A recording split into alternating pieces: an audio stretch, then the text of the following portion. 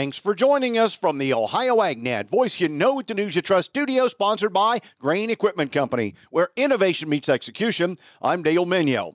Time now to check in on soil temperatures. Again this year, brought to you by BA Genetics. Real service, real results. Perry County corn stalks at 51 degrees yesterday. Bean stubble at 50. Mercer County corn stalks 48 degrees. Bean stubble at 46. Fayette County corn stalks at 53. Bean stubble at 55. And Morrow County corn stalks 51. Bean stubble 49. Brought to you by BA Genetics. Real service, real results. As we look to the Ohio portion of the planting intentions numbers brought out on Monday, Ohio farmers intend to plant less corn and more soybean acreage in 2025 than they did last year, according to Ben Torrance, state statistician, USDA's NAS Ohio field office. For corn producers, they intend to plant 3.25 million acres of corn this spring. That's down 4% from last year. Ohio soybean acreage is forecast at 5.1 million acres for 25. That's up 1% for last year and would be a new record on acreage. Hay harvested for 25 after the drought is estimated at 830,000 acres, up 5% from 24. This includes alfalfa, grain, and all other types of hay intended to be harvested for dry hay. The winter wheat acreage for 25 harvest is estimated at 570,000 acres, up 10% from the previous year. Quick recap of the national figures. National corn planted numbers expected to be 95.3 million, and the soybean numbers expected to be 83.5 million acres.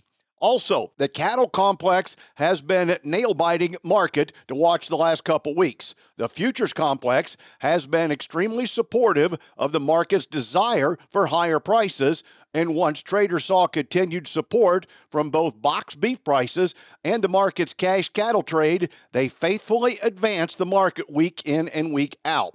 Given where the market sits regarding time, packers will still need to support the cash market to ensure they aren't short of supplies later into April. In fact, the spot June live cattle contract has scored new contract highs in both of the last 2 weeks. But aside from tremendous beef demand, the market has been well supported fundamentally by the continued advancement of the fed cattle cash market. 2 weeks ago, Southern live cattle traded $5 to $6 higher, while Northern dressed cattle traded $9 higher. This past week, Southern live cattle traded at mostly $209 to $210 per hundredweight, which is steady to $1 lower than the previous week's weighted average. Northern dressed cattle traded at $335, which is steady with the previous week's weighted average as well. However, regional packers paid as much as $345, which is $10 higher than the previous week weighted average. Packers loathe having to pay more in the cash market for cattle, but they can't afford to be too short bought when beef demand is helping to drive box beef prices higher and higher. Strategically, during the past 2 weeks, packers have secured a large number of cattle to the nearby delivery. Today's weather brought to you by Seed Consultants. Simply better performance online at seedconsultants.com. Here's the forecast. Very wet weather settling in for the Buckeye State. I'm Chief Meteorologist Ryan Martin with a look at that Ohio Ag weather update. It's warmer today, but moisture's coming in from the west and southwest. Scattered rain showers, a few thunderstorms through the daytime hours today. I think we light up with some strong to severe weather overnight tonight through tomorrow. Rain potential upwards of 2 inches pretty easily. We see another surge of moisture overnight tomorrow night into early Friday. We take a little bit of a pause, and then we see more moisture coming for Friday night through Saturday and Sunday. I think between now and the end of the weekend, we can easily put down 2 to 5 inches of rain across the entirety of Ohio. It's going to be very, very soggy. Once that moisture moves out Sunday night, we see cold air come in. That's going to feature a lot of clouds for Monday into early Tuesday. We see sunshine for Wednesday, Thursday, but we're definitely chilly. Temperatures start to moderate toward the end of next week, Thursday night into Friday, just in time for some more moisture to come in. An upper level low sits and circulates for Friday night through Saturday and Sunday. This is next. the 12th and 13th. And then we're looking at a very chilly start to the week of the 14th again. So roller coaster ride on temperatures, more cold days than warm, and definitely a lot of moisture coming through. That's a look at your forecast update. I'm meteorologist Ryan Martin. And thanks, Ryan. Let's check in now with Joe Everett. He has an update on new technology coming from Bayer. Joining me is Tony White. He is the U.S. Soybean Technical Strategy Lead for Bayer, and we were just talking about some of the history with herbicides. Let's run through that and where we're at today and how we got there. Thanks, Joe. It's an exciting time in the soybean market. We've come a long ways in the last probably 15, 20 years or even more. Even if you look back at Roundup Ready technology early in the mid-90s, that was introduced in 1996. And then the evolution of that over time with the onset of dicamba, so that would be Extend, or Extend Flex when we added glufosinate to that mix. Those are our three generations of herbicide traits over the last several years. But now we're entering into a new era with HT4. A lot of people have heard about HT4 in the past, and that is our new herbicide technology that includes 5 modes of action. And we just announced that as the name for Viconic, is our trade name for the trait moving forward. So we're super excited about what that technology offers to growers as we move forward. What all does this help farmers with? First of all, the 5 modes of action include glufosinate, glyphosate, 2,4-D, dicamba, and mesotrione. It's really an advantage for farmers from a weed control management perspective, providing a lot of flexibility and a lot of offerings for them to tailor the weed control management program that best fits their farm. We were talking also about just a lot of the difficulties farmers have been dealing with the sprays. Can you talk about that? One thing is obviously herbicide resistance is a real problem. Farmers are dealing with that all over with a number of different weed species. So this technology really helps with that to provide mixing of modes of action, a variety of modes of action where they can tailor that weed control program to best fit their management needs.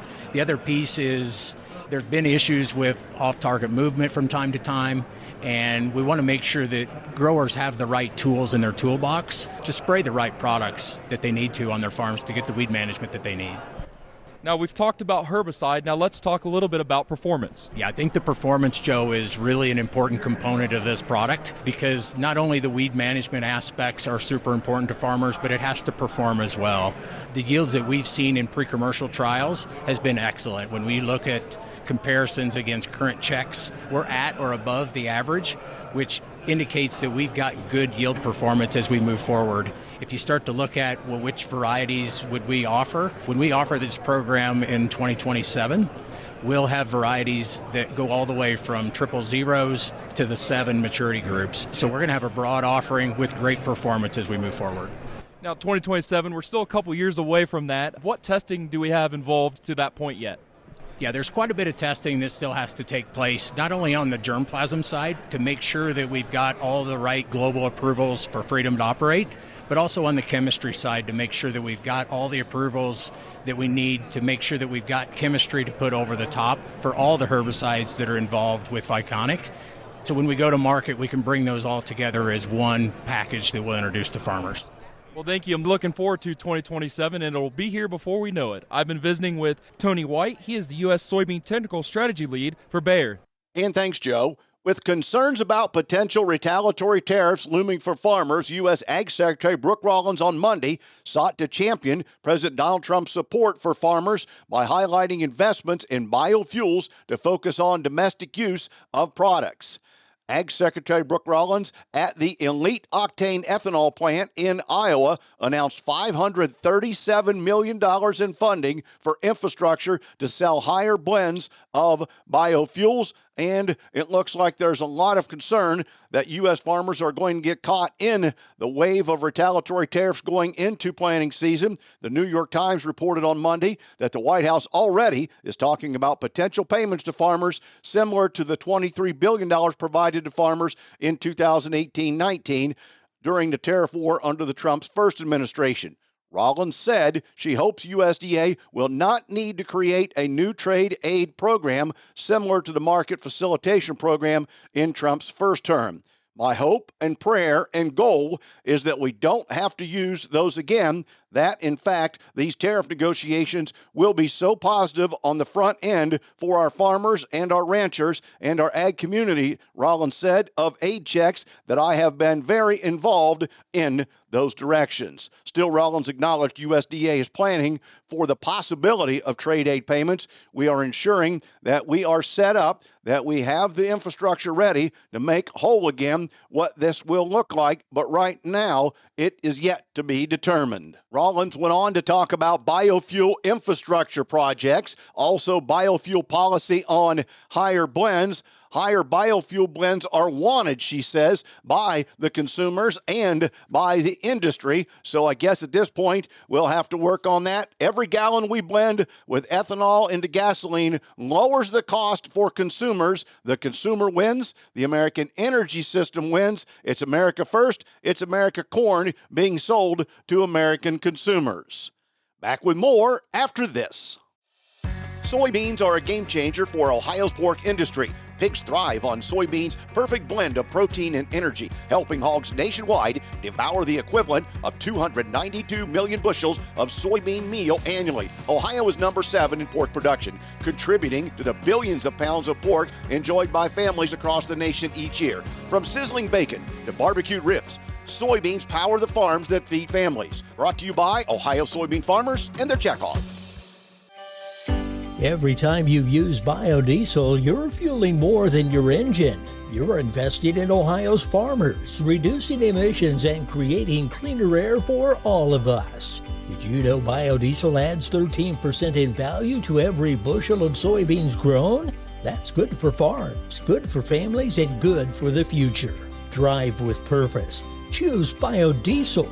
Learn how at soyohio.org. Today's market analysis is brought to you by the Louis Dreyfus Company. Excited to be building the newest state-of-the-art soybean crush facility in Upper Sandusky, Ohio. For information on marketing your beans to LDC, call 574-566-2113. Here's Ryan Martin.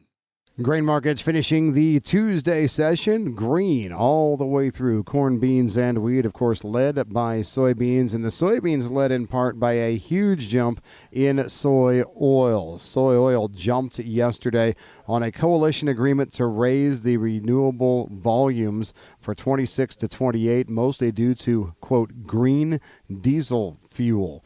So what's this all about? The group reportedly visited with EPA yesterday with a new proposal to avoid the policy discourse of the first Trump administration amid the massive investment of big oil in renewable diesel that occurred during the Biden administration. Coming to a settlement on RVOs has been a lot easier. However, whether the EPA will be willing to accept the group's RVO proposal or make modifications is still unknown to this point. But it was very, very well received by the marketplace, with bean oil jumping anywhere from 209 to 255 points on the day yesterday.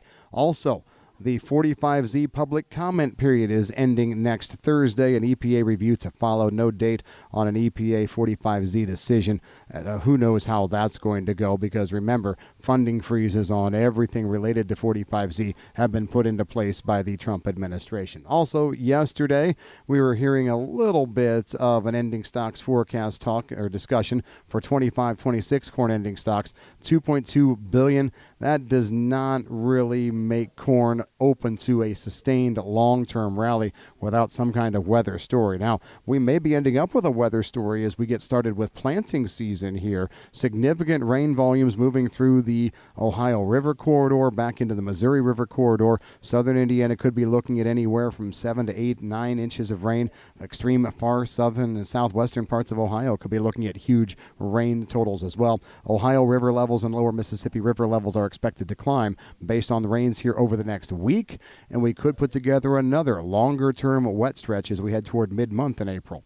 I'm Ryan Martin. And thanks, Ryan. Today's market's brought to you by Seed Consultants. Simply better performance online at seedconsultants.com.